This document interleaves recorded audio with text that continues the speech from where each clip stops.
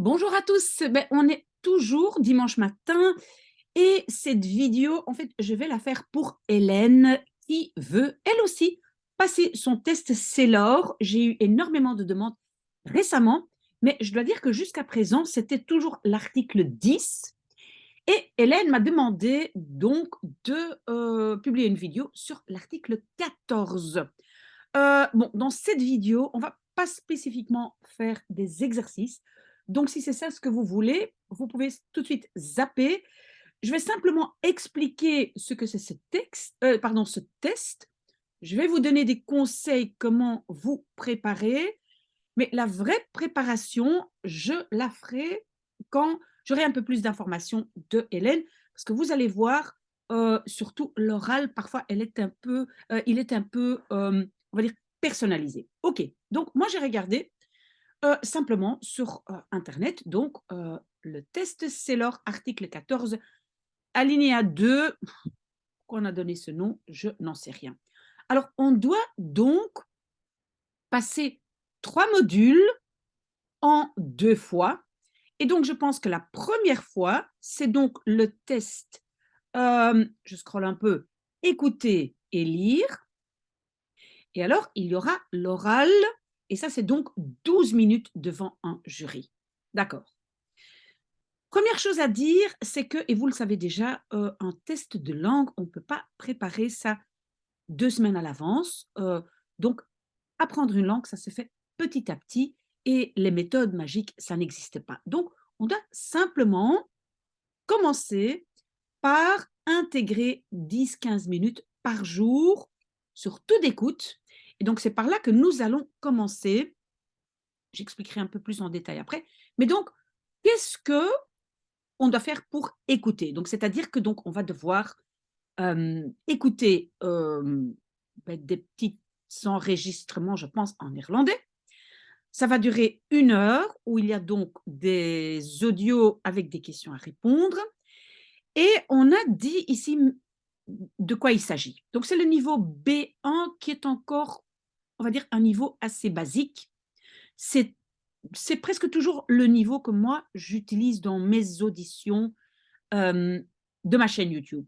Donc, j'ai même vu, et ça vous devez regarder, une playlist audition en néerlandais, et vous devriez régulièrement écouter 10 à 15 minutes par jour. D'abord, vous regardez, vous écoutez, vous ne mettez pas les sous-titres. Là, si vous mettez les sous-titres, très bien, mais là, vous apprenez à lire. Donc, la première chose à travailler dans une langue, c'est l'audition. Quand vous allez comprendre presque tout, vous allez être beaucoup plus rassuré et beaucoup plus calme pour faire les autres tests. Donc, vous allez écouter 10 à 15 minutes mes auditions, d'abord en regardant, et puis simplement, vous mettez vos oreillettes, téléphone dans la poche, et vous écoutez la même chose, la même chose, la même chose, la même chose. OK? Comme ça que ça rentre des morceaux de phrases. Mais donc, il s'agit de quoi? Ce sont donc, parce que moi je l'ai noté, donc, ce sont des sujets qui sont assez familiers. Donc, c'est-à-dire quoi? On va parler de travail, école, loisirs, etc. Aussi, vous devez comprendre l'actualité et tout ce qui est vos propres intérêts, je pense que c'est hobby, etc. Maintenant, on ne peut pas étudier tout le vocabulaire qu'on va demander, c'est impossible parce que vous ne savez pas, pardon, vous ne savez pas ce qu'on va vous demander explicitement. Mais très souvent, quand c'est un niveau B1, les mots, on va dire, un peu plus difficiles, ben, ce sont des mots qui ressemblent au français. Donc, des mots qu'on pourrait deviner. D'accord. Alors, donc, comme j'ai dit, c'est surtout votre vocabulaire de, enfin non pas le vocabulaire, mais l'audition de base. Vous devez, quand on parle d'une chose assez simple, vous devez pouvoir comprendre, parce que la faute que normalement on fait, c'est qu'on essaye de comprendre tous les mots. Et ça, ce n'est pas le but quand on fait l'audition. Quand on écoute, le but, c'est de comprendre les grandes lignes. Mais donc, ça veut dire qu'il y a quand même des mots très basiques, mais très courants, qu'on doit comprendre, parce que sinon, on ne comprend pas le sens de la phrase. Des mots comme aujourd'hui, travailler, jouer, se reposer, demain, l'année passée. Donc, il y a quand même des indicateurs voilà, que vous devez comprendre parce que sinon, vous ne comprenez pas le sens. Donc, mon conseil pour cette partie d'audition, c'est vous écoutez un maximum d'auditions de ma chaîne YouTube. Il y a une playlist et vous réécoutez des morceaux en boucle. D'accord? Ce que nous allons quand même faire, c'est parce que mais ça, en fait, c'est la partie lecture. Je vais d'abord parler de la partie lecture. Ça va aussi donner 1 heure. Vous allez devoir lire. Normalement, en fait, si vous avez bien fait l'audition, normalement, vous êtes capable de faire aussi lecture. Il y a beaucoup d'éléments que vous allez devoir deviner. Pour lecture, qu'est-ce qu'on a dit? Ben, ça, c'est surtout le contexte de travail. Donc, des événements dans le contexte de travail, mais aussi comprendre des lettres personnelles. D'accord? Donc, ça veut dire que quand vous allez exprimer des sentiments, j'aimerais partir ce jour-là, je souhaiterais te voir à un tel moment. Voilà. Donc, tout ça, mais comme ça, c'est le contexte de travail, je demanderai à Hélène ou à qui que ce soit qui a envie de faire ce test à donc m'écrire en français un peu la description de son travail. Qu'est-ce que c'est exactement? Vous pouvez enlever les éléments qui permettraient de vous identifier si jamais vous avez envie de rester anonyme, mais quand même d'écrire un peu parce que comme ça, au moins, moi, je peux préparer un texte et une audition sur ce travail. Parce que j'imagine que ces tests CELOR sont pour tout le monde qui travaille pour les autorités, mais il y a tellement de jobs différents.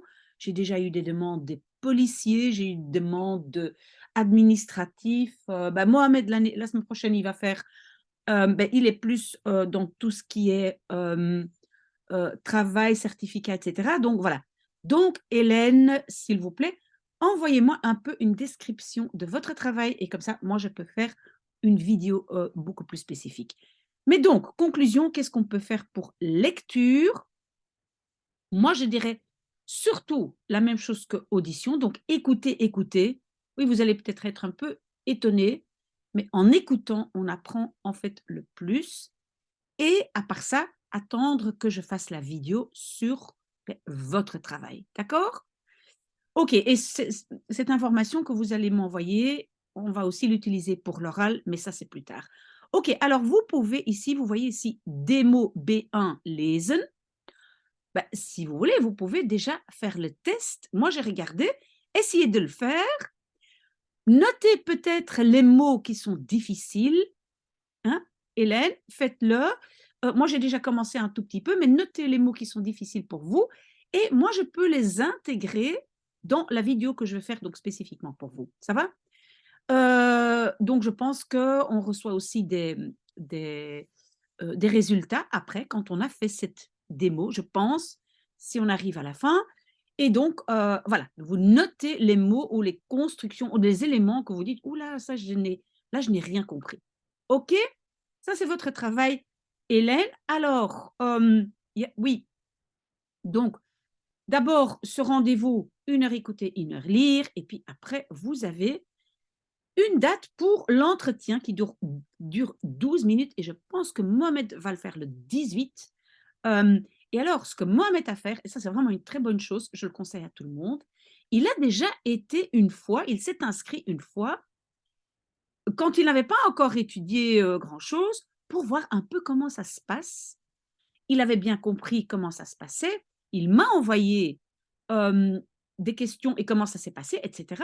Et c'est là-dessus qu'on s'est basé pour élaborer justement un texte avec une vidéo audition qui vous permettra de travailler. Donc j'espère que ça, vous n'allez pas oublier parce que vraiment, là, Mohamed, il a eu l'idée formidable. Je sais aussi que sûrement vous vous dites, mais c'est très difficile d'avoir une date. Donc d'abord une date essai et puis une date définitive, mais vous pouvez déjà vous préparer un peu et quand même aller une première fois. Si vous ratez, vous vous inscrivez tout de suite pour une deuxième session. D'accord? OK. Et alors, donc, le niveau B1, pour l'oral, qu'est-ce que j'ai noté?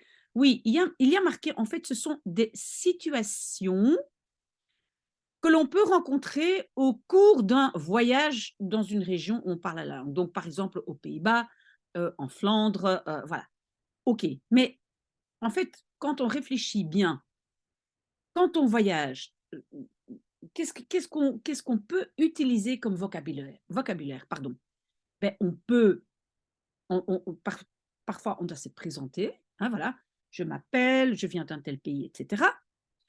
Hem, on doit pouvoir parler de la météo, et cetera, et cetera. Et qu'est-ce qu'on voit? On voit que, de nouveau, les 12 thèmes qui reviennent à chaque fois et qui sont dans le programme scolaire reviennent tout le temps. Je vais vite je vais les dire maintenant, mais vous pouvez les trouver sur mon site, parce que j'ai un site www.urbans, donc urbans.info, et là-dessus, vous allez trouver un document, Apprendre le néerlandais. Et là, je parle des 12 thèmes, et d'ailleurs sur mon site, vous trouvez aussi d'autres choses, donc voilà, vous pouvez trouver les 12 thèmes là. Mais donc, c'est quoi les 12 thèmes? Ben, je dois pouvoir parler de moi, de ma personne, de mon habitat ou environnement, donc de où j'habite, quelle région, ma vie quotidienne, mes loisirs, mes voyages, mes relations avec les autres, ma santé, mon apprentissage, mes achats, ma nourriture, la météo et division du temps. Ben, division du temps, ça veut dire je dois connaître des mots comme aujourd'hui, demain, il y a un an, etc. Donc, ces 12 thèmes reviennent tout le temps, tout le temps, tout le temps. Et vous allez déjà trouver pas mal de vidéos sur ma chaîne YouTube qui parlent de ces 12, les 12 thèmes. D'accord?